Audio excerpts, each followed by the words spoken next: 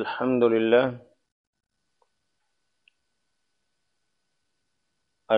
للہ رب العالمین والصلاة والسلام علی سید الانبیاء والمرسلین علی من ارسلہ اللہ بالہدی ودین الحق لیظہرہ علی الدین کلہ ولو کرہ المشرکون وعلی آلہ واصحابہ ومن تبعہم بإحسان الی یوم الدین۔ اعوذ باللہ من الشیطان الرجیم، بسم اللہ الرحمن الرحیم۔ سورہ نساء 5واں پارہ اور آیت نمبر 34۔ الرجال قوامون علی النساء بما فضل اللہ بعضهم علی بعض وبما انفقوا من اموالهم فالصالحات قانتات حافظات للغیب بما حفظ اللہ واللاتی تخافون نشوزهن فعظوهن واہجروهن فی المضاجع واضربوهن فإن أطعنكم فلا تبغوا عليهن سبيلا إن الله كان عليا كبيرا وإن خفتم شقاق بينهما فبعثوا حكما من أهله وحكما من أهلها إن يريدا إصلاحا يوفق الله بينهما إن الله كان عليما خبيرا۔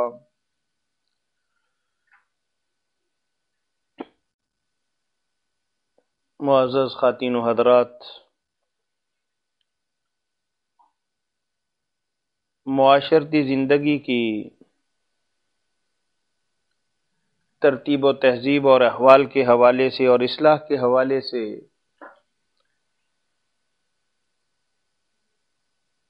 آخری چند آیات مبارکہ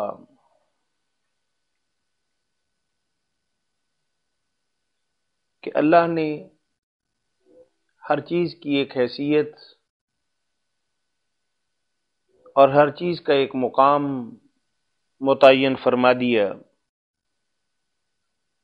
جیسا کہ ایک انسانی جسم ہے،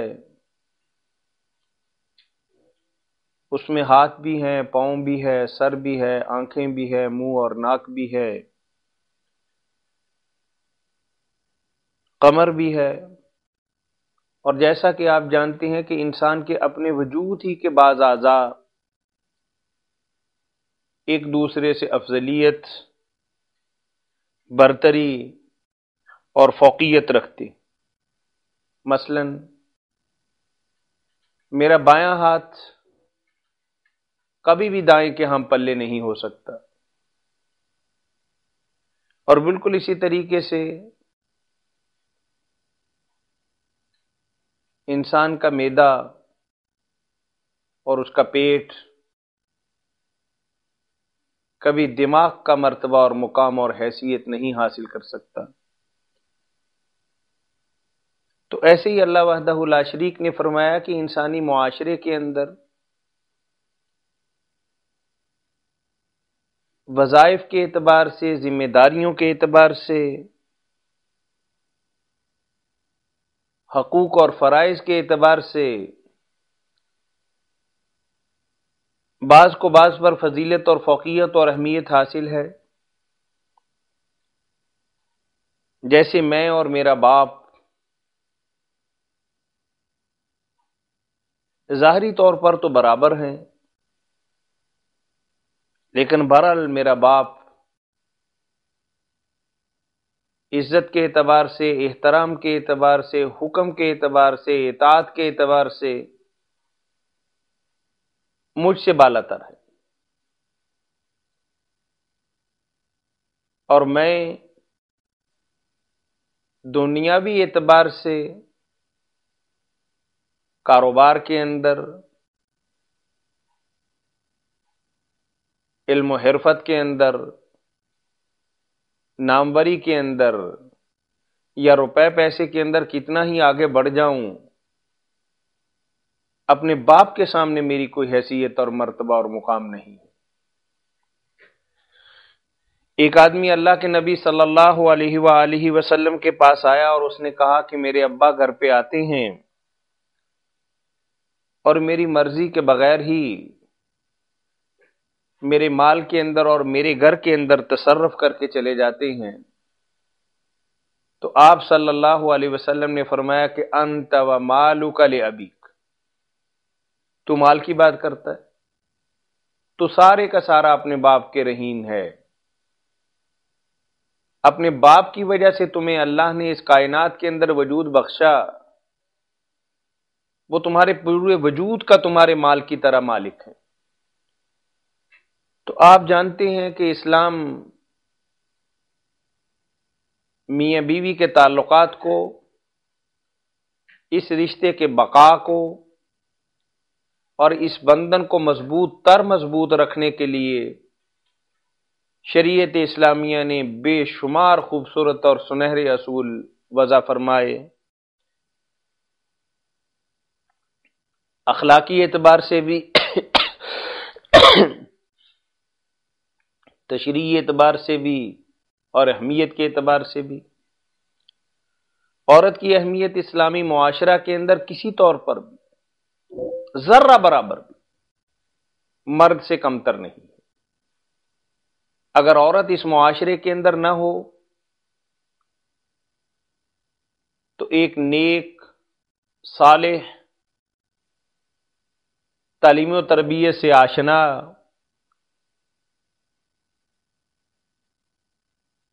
تہذیب و تمدن سے مالا مال کبھی بھی ایک صحت مند نسل مارز وجود کے اندر نہیں آ سکتی۔ عورت ہی اس معاشرے کا ایک بہترین کردار ہے، اس کی اہمیت، اس کی ضرورت اور اس کا ایک بہت ہی خوبصورت مرتبہ اور مقام شریعت اسلامیہ نے اس کائنات کے اندر وضع فرمایا۔ ایک ماں یا ایک بہترین بیوی جب تک نہ ہو، مرد کبھی کاروبار کے اندر، قیادت و سیادت کے اندر، ناموری اور بہادری کے اندر کامیاب نہیں ہو سکتا۔ اور اس میں کوئی شک نہیں کہ ہر کامیاب مرد کے پیچھے ایک عورت کا ہاتھ ہوتا ہے۔ اس کی وجہ یہ نہیں کہ عورت اس کو پرموٹ کرتی ہے، اس کو بتلاتی ہے، سکھلاتی ہے، یہ بات نہیں، بلکہ اصولی طور پر یہ بات ہوتی ہے کہ جب مرد صبح اپنے گھر سے نکلتا ہے، وہ اپنی دکان، فیکٹری، کارخانہ یا جو بھی اس کی زندگی کا میدان معیشت کے حوالے سے اس نے پسند فرمایا ہے، اس کے اندر کبھی بھی دل جمی سے کام نہیں کر سکتا جب تک اس کو گھر کی طرف سے سکون نہ ہو۔ اگر اس کو کارخانہ معیشت کے اندر بیٹھے ہوئے یہ پریشانی اور دقت لاحق ہو کہ میرے گھر کے اندر نہ جانے کیا ہو جائے، بچے سکول جائیں یا نہ جائیں، واپس آئیں تو کیا ان کی ماں ان کے کھانے کا، پینے کا، ٹیوشن کا، تعلیم کا، لباس بدلنے کا اور آرام کا خیال رکھے؟ یا انسان کو یہ خدشہ ہو کہ میں اگر دکان پر چلا گیا تو میری بیوی یہ لمبی تان کر سو جائے گی یا 10 گھروں کے چکر لگائے گی یا غیر مردوں کے ساتھ اللہ نہ کرے کسی قسم کا سامان کرے گی۔ تو آپ مجھے بتائیے کہ کیا اس حالت کے اندر مرد اپنی کارخانہ کے اندر، اپنی تجارت کے اندر، اپنی دکان کے اندر، اپنے معاشی میدان کے اندر وہ کیسے کامیاب ہو سکتا؟ اس کو تو ہر لمحہ گھر کی فکر پڑی رہے گی. کبھی اچانک چھاپا مارے گا، کبھی بے وقت گھر پہ آئے گا،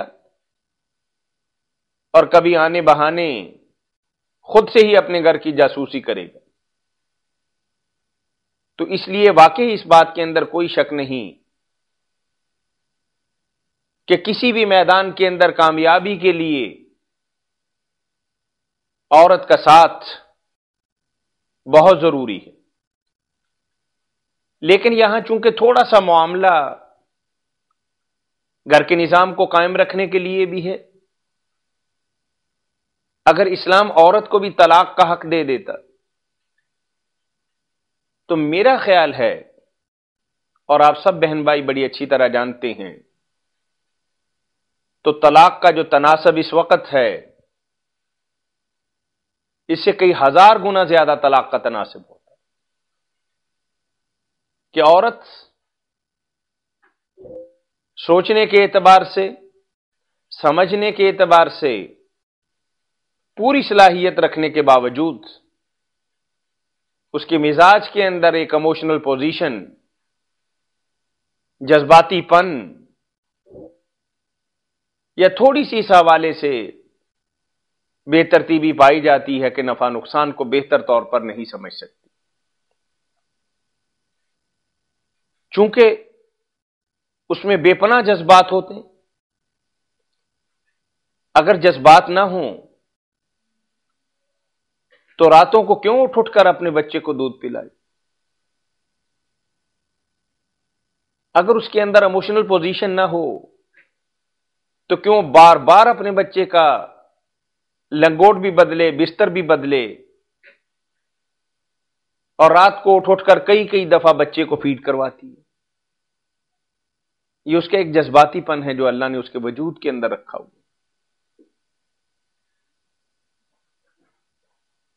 لیکن اگر یہی نظام رجوع کا حق بھی اگر عورت ہی کو دے دیا جاتا تو شاید اسلام کا جو گھر کے نظام کو بچانے کے لیے قاعدہ کلیہ اور نظریہ اور طریقہ ہے وہ اتنا کامیاب نہ ہو سکتا. بس کے اندر سوار سبھی افراد کو ڈرائیور نہیں بنایا جا سکتا، صرف ایک ڈرائیور ہوگا. اور ممکن ہے کہ ڈرائیور کے پیچھے اس کا باپ بھی بیٹھا ہو، اور اس کی ماں بھی بیٹھی ہو، اور اس کا بہترین استاد بھی بیٹھا ہو، لیکن سٹیئرنگ اس کو نہیں پکڑایا جا سکتا، بریکنگ اسے نہیں دی جا سکتی، گاڑی کی رفتار کم زیادہ کرنے کا اختیار اس کے باپ کو بھی نہیں دی جا سکتا. اسی طریقے سے اسلام یہ بات چاہتا ہے کہ گھر کا ایک سربراہ ہونا چاہیے، گھر کا ایک بڑا ہونا چاہیے، اور اسلام نے یہ طے کر دیا کہ الرجال قوامون علی النساء. اور پھر تھوڑی سی ڈیفینیشن اگلے حصے کے اندر بھی کر دی کہ اگر ہم نے اس کے سر پہ یہ تاج سجایا ہے تو اگر وہ گھر پہ فارغ بیٹھا رہتا ہے، نکما ہے، تو پھر تو یہ ذمہ داری اس کو نہیں دی جا سکتی. اس کا ایک وظیفہ ہے، اس کی ایک ڈیوٹی ہے کہ الرجال قوامون علی النساء، کہ مردوں کو عورتوں پر گھر کے اعتبار سے، اسے حکمرانی نہیں کہہ سکتے، سربراہی کہہ سکتے، سرپرستی کہہ سکتے، یا تھوڑا زیادہ حق کہہ سکتے. حاکمیت کی بات نہیں ہے یہاں، غلامی کی بات نہیں. عورت مرد کے نکاح کے اندر آ کر غلام نہیں بن جاتی، باندی نہیں بن جاتی. اسلام نے تو ان دونوں کے رشتوں کو جوڑ کر شاہراہ زندگی کی پگڈنڈیوں پر ڈالا تاکہ یہ دونوں باہم مل جل کر اپنے وظائف اور اپنی ذمہ داریوں اور اپنی ڈیوٹیوں کے اندر رہتے ہوئے ایک بہترین معاشرے کی تشکیل دیں. مرد عمومی طور پر جو باہر سے کما کے لاتا ہے، ساری کی ساری رقم اپنی بیوی کے ہاتھ کے اندر تھما دیتا، اور میاں اور بیوی دونوں مل کر باہم مشاورت سے اپنے مالی حالات کے مطابق گھر کی گاڑی کو کھینچتے۔ یا اگر مرد اپنی بیوی کے ہاتھ کے اندر پیسہ اور سرمایہ اور تنخواہ اور روپیہ نہیں دیتا، لیکن خرچ تو اپنے گھر پہ ہی کرتا ہے، اپنی بیوی اور بچوں پر کرتا ہے، اور اسلام نے اس کی بہت زیادہ اہمیت گردانی، فرمایا کہ جو روپیہ اور پیسہ تم اپنی بیوی اور بچوں پر خرچ کرتے ہو، یہ بھی صدقہ ہے۔ بلکہ اسلام نے تو یہاں تک بتایا کہ وضع اللقمۃ فی فم زوجی کا صدقہ، اپنی بیوی کے منہ کے اندر جو نوالا تم ڈالتے ہو، اگر یہ سمجھ کر ڈالتے ہو کہ اللہ کا عہد و پیمان شریعت اسلامیہ کی روشنی کے اندر ڈھیر سارے آدمیوں کی گواہیوں کے ساتھ میں نے اپنی رفیقہ حیات کا ہاتھ پکڑا تھا، یہ قول و قرار کرتے ہوئے کہ جیسا خود پہنوں گا ویسا اپنی بیوی کو پہناؤں گا، جیسا خود کھاؤں گا ویسا اپنی بیوی کو پہناؤں گا، کھلاؤں گا، تو کیا آپ سمجھتے نہیں ہیں کہ یہ دین کی بات ہے، یہ اسلام کی بات ہے، یہ شریعت کی بات ہے، یہ قاعدے اور اصول اور ضابطے کی بات ہے؟ تو اسلام نے تھوڑی سی مرد کو بالادستی دی ہے کہ زیادہ اچھے اور برے کا، اپنی حالات کو مینج کرنے کا مرد کو یہ اختیار دی۔ اور پھر اگلی آیت مبارکہ کے اندر ایک بات بتا دی کہ یہ گاڑی ہمیشہ صحیح طریقے پر نہیں چلتی،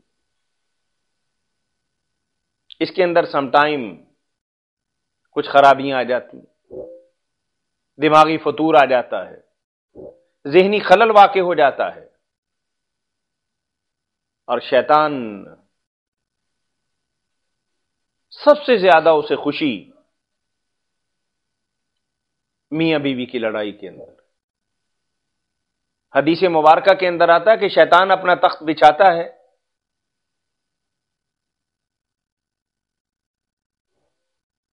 اور اپنے چیلوں سے پوچھتا ہے کہ بھئی کیا کر کے آئے؟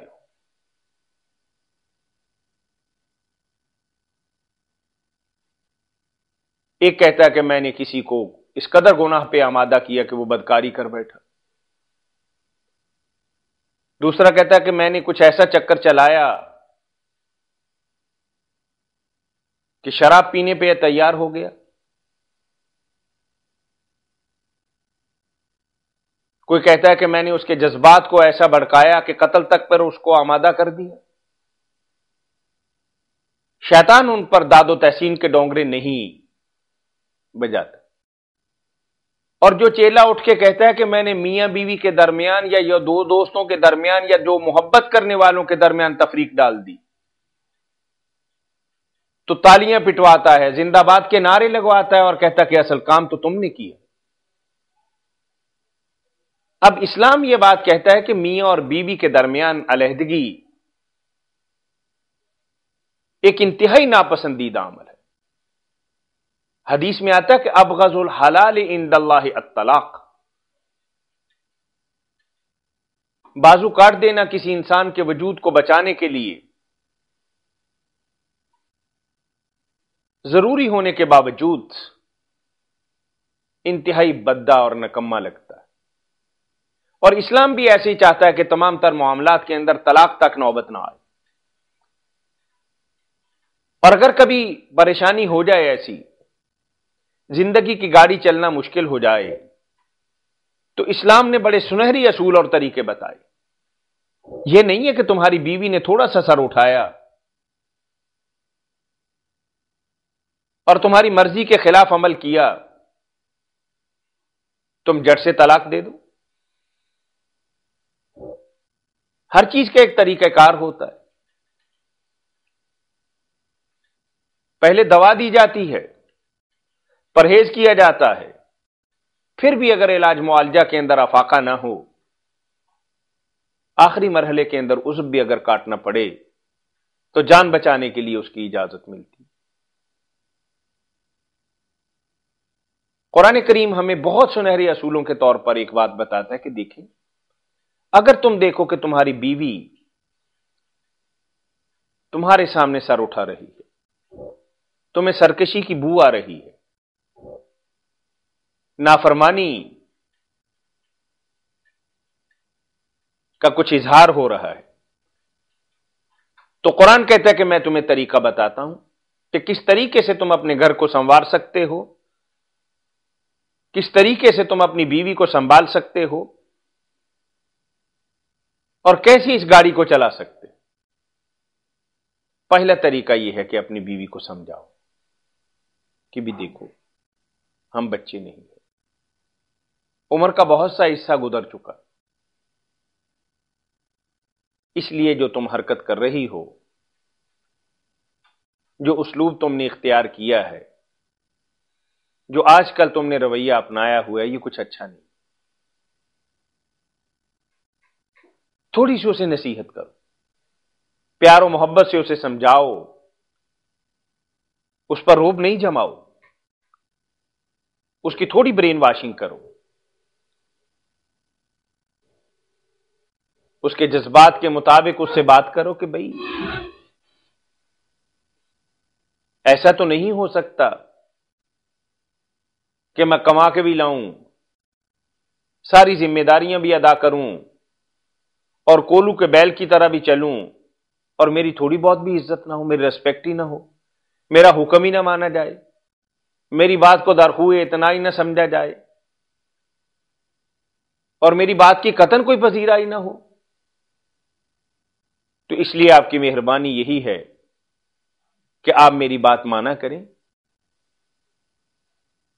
ہاں، اگر میں بری بات کرتا ہوں، غلط بات کرتا ہوں، تو شریعت تمہیں پوری آزادی دیتی ہے کہ لا طاعت لمخلوق فی معصیت الخالق. نماز، روزہ، حج، زکوٰۃ، اللہ کی بندگی سے میں تمہیں روکوں اور غلط کام پر لگاؤں تو انکار کرنے کا تمہیں حق ہے، وگرنہ میری بات ماننا ہی دین ہے. اگر تو اتنی بات سے معاملہ حل ہو جائے، شہد دینے سے مسئلہ حل ہو جائے، تو کڑوی دوائی کیوں کھلائیں گے؟ لیکن لاتوں کے بوت باتوں سے نہیں مانتے. خالق کائنات کو پتا ہے کہ کچھ مزاج واض و نصیحت سے مزید بھڑکتے ہیں، پنجے جھاڑ کر پیچھے پڑ جاتے، الٹی سیدھی سنانی شروع کر دیتے. پھر فرمایا کہ دوسرا طریقہ یہ ہے،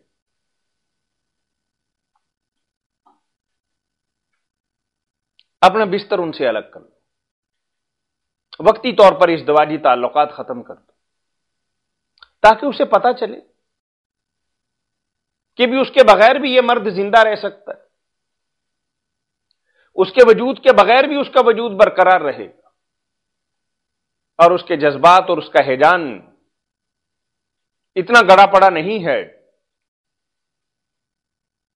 کہ تمہاری کڑوی کسیلی اور غیر معیاری رویوں کو دیکھنے کے باوجود تمہیں کچھ نہ کہے. اگر خدا نہ خواستہ کل کلاں کو تمہیں چھوڑنے کی بھی ضرورت پیش آئی اور ایسی نوبت آ گئی تو اس کے لیے کچھ مشکل نہیں ہوگا. اس نے تو بیوی ہوتے ہوئے تمہیں ہاتھ لگانا پسند نہیں کرتا. مرض بڑھتا گیا جوں جوں دوا کی، پھر بھی معاملہ حل نہیں ہوا. تو اسلام کہتا ہے کہ تھوڑی بہت واض و نصیحت کے ساتھ ڈانٹ ڈپٹ، لیکن ایسی نہیں کہ جیسے جانوروں کو پیٹا جاتا ہے. بے رحمی نہیں ہونی چاہیے، بربریت اور ظلم نہیں ہونا چاہیے. ہلکے پھلکے انداز کے اندر. پھر بھی اگر تم دیکھو کہ معاملہ حل نہیں ہو رہا، یعنی اسلام نے درجہ بدرجہ ایک بیماری کا علاج ہمیں بتایا، اور ہمارا معاشرہ خود سے علاج تجویز کیا ہوا کہ اب اس نے بات نہیں ماننی، میں طلاق دیتا ہوں، اور طلاق دینے کا بھی اتنا بےہودہ انداز کہ ایک ہی مجلس کے اندر طلاق طلاق طلاق کہ بس فارغ ہی کر دینا۔ قوام ہو تم، بردباری ہونی چاہیے تمہارے اندر، سرپرست ہو تم، حکمت اور تدبر ہونا چاہیے، سربراہ ہو تم، شعور اور تدبر کا مظاہرہ کرنا چاہیے تم۔ اللہ سے بڑھ کر کون انسان کی تخلیق کے مقصد کو اور اس کے تقاضوں کو اور اس کی فطرت اور اس کی سرشت کو جان سکتا ہے؟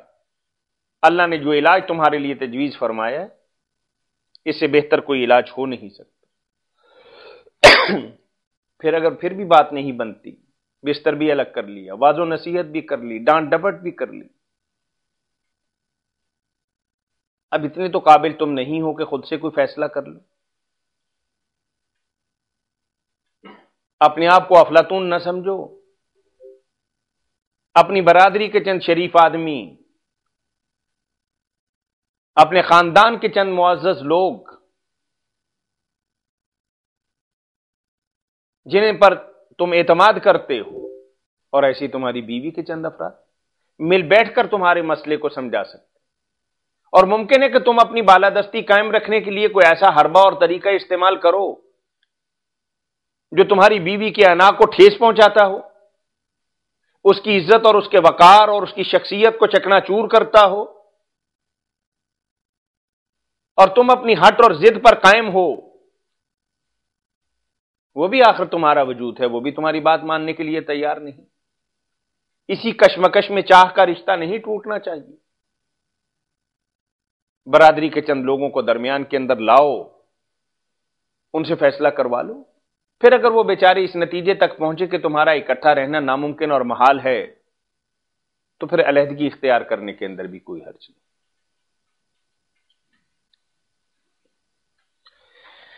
الرجال قوامون علی النساء بما فضل اللہ بعضهم علی بعض وبما انفقوا من اموالهم۔ اللہ نے مرد کو طاقت دی ہے۔ ایک آدمی 10 منزلیں سیمنٹ کی بوری لے کر، کپڑے کی گانٹھ لے کر چڑھ سکتا، لیکن کیا حاملہ عورت ایام مخصوصہ کے اندر 2 دفعہ بھی یہ کام کر سکتی؟ نہیں، ایسا نہیں۔ اللہ تعالیٰ نے دونوں کے وظائف الگ الگ بنا دیے، دونوں کی ذمہ داریاں الگ الگ بنا دی، دونوں کی ڈیوٹیاں الگ الگ بنا دی۔ فالصالحات قانتات حافظات للغیب بما حفظ اللہ۔ نیک عورتیں، شریف عورتیں، معزز عورتیں، احترام کرنے والی اور احترام لینے والی، وہ خیال کرتی ہیں، میاں کی حفاظت کرتی ہیں اور اس کی عزت کا بھی پاس کرتی ہیں۔ واللاتی تخافون نشوزہن فعظوہن واہجروہن فی المضاجع۔ ایسی عورتیں جن میں تم تھوڑی سرکشی دیکھو، اٹھتا ہوا سر دیکھو، نافرمانی دیکھو، واہجروہن فی المضاجع، ان کے بستر الگ کر دو۔ تھوڑا بہت مار بھی سکتے ہو۔ پہلے بتایا فائزوہن، واز کرو، بستر الگ کرو، تھوڑا بہت مار سکتے ہو۔ فَإِنْ أَطَعْنَكُمْ، اگر تمہاری بات مان لیں، فَلَا تَبْغُوا عَلَيْهِنَّ سَبِيلًا، پھر بات بات پہ تانے نہیں دینے۔ ان اللہ کان علیٰ کبیرا، اللہ تو بہت بلند و بالا اور مرتبے والا ہے۔ وَإِنْ خِفْتُمْ شِقَاقَ بَيْنِهِمَا، اگر جھگڑا بڑھ گیا، فَبَعْثُوا حَكَمًا مِّنْ أَهْلِهِ وَحَكَمًا مِّنْ أَهْلِهَا، اپنی طرف سے بھی اپنی بیوی کی طرف سے بھی پنچ مقرر کر لو۔ ان یریدا اصلاحا، اگر وہ دونوں آپس کے اندر اصلاح کا، محبت کا، رواداری کا، رشتے کو قائم رکھنے کا ارادہ رکھتے ہیں، یوفق اللہ بینہم، اللہ توفیق دے دے گا، اللہ یہ کام کر دے گا، بس تمہاری نیت صادق ہونی چاہیے۔ خیر و برکت کرنے والی اللہ کی ذات اقدس ہے۔ ان اللہ کان علیما خبیرا، اور جو کچھ بھی تم کر رہے ہو اور جیسا بھی تم کر رہے ہو، اللہ تعالیٰ اس کو جاننے والا ہے، اور ہر کام اللہ کے علم کے اندر ہے۔